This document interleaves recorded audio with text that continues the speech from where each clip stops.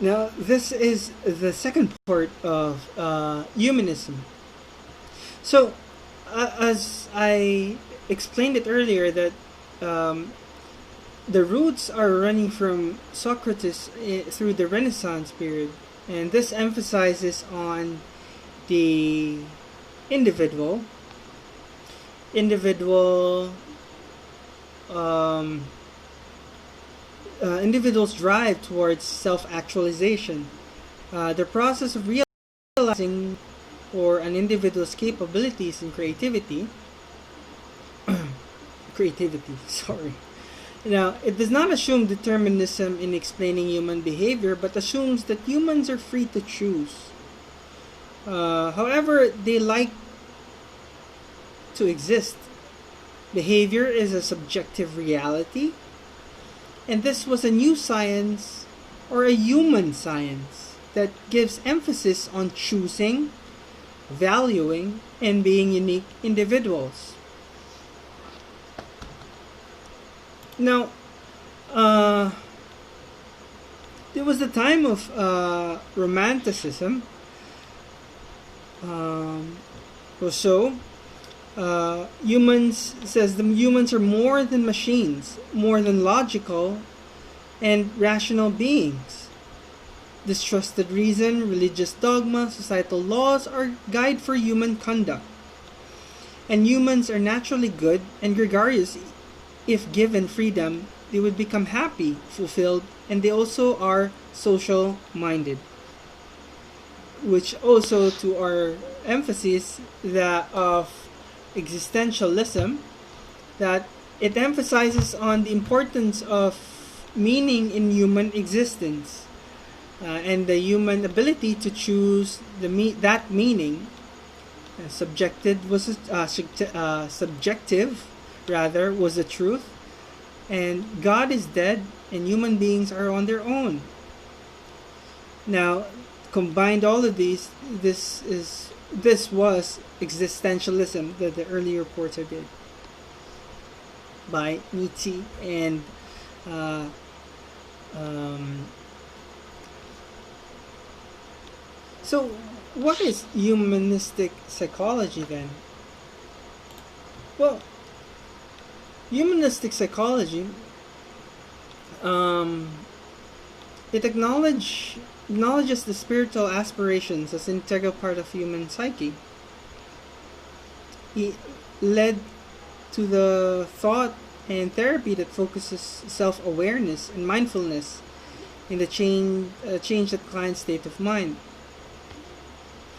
This approach allows the mindfulness and behavioral therapy with positive social support.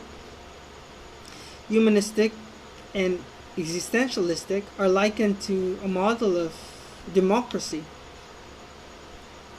Freedom to choose is maximized. So neither psychoanalysis and behaviorism couldn't have birth of emotional intelligence. Now, this is very crucial, the word emotional intelligence, because without the humanistic psychology or even the thought of that, it wouldn't have to come up with that birth of emotional intelligence. Now, in the long run, it helped the client's beliefs that people are inherently good, and adopts to the holistic approach of human existence and puts emphasis on the phenomenon, special creativity, and positive human potential. It encourages viewing ourselves as Nietzsche says, Übermensch, meaning Superman, exploring within ourselves rather than focusing on the study of behavior. Now, in 1975, Kinget says that the focus of humanistic psychology is upon the specificity of man, upon which sets him apart from all other species. It differs from other psychologies because it views man not solely as a biological organism modified by experience and culture, but as a person and a symbolic entity capable of pondering his existence, of lending meaning and direction. So, what is phenomenal? phenomenology. So, phenomenology refers to any method that focuses on the cognitive experience as it occurs without attempting to reduce the experience to its component parts. Another part there was intentionality by Franz Brentano. Believed that every mental act refers to intend something outside self. Johann and Ernst Mach focused on psychological acts such as judging, recollecting, expecting, doubting, fearing, hoping, and loving. Now, the picture here, this picture here, is Edmund Husserl, that believed that phenomenology could go beyond an analysis of intentionality. Now, take note: pure phenomenal, what do you call that? Is a type of sort of that concentrates on working in the mind that are sort of independent of the physical world. It relies more of the phenomenon, but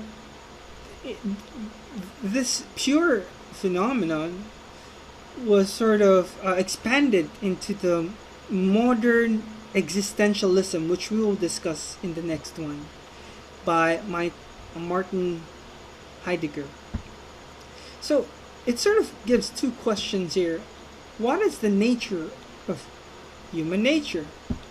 And what does it mean to be particularly, or what does it mean to be a particular individual? So it sort of raises that question. So before we proceed to existentialism, I'll put another report for that as a part 3. So this is part 2. Thank you so much.